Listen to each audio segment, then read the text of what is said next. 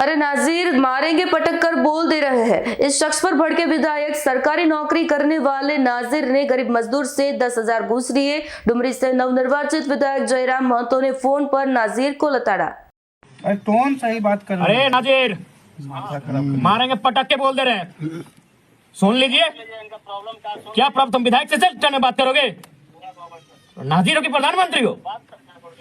एक तो 10,000 रुपए घूस खा के बैठे हो और तुम इस टर्न में बात करोगे?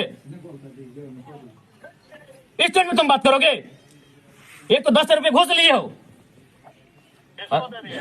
तुम लिए हो घूस?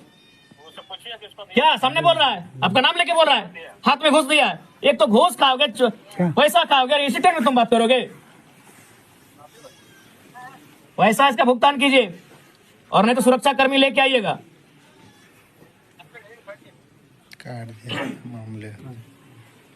અમારી તમામ માહિતીથી અપડેટ રહેવા માટે જોડાયેલા રહો S9 ન્યૂઝ સાથે।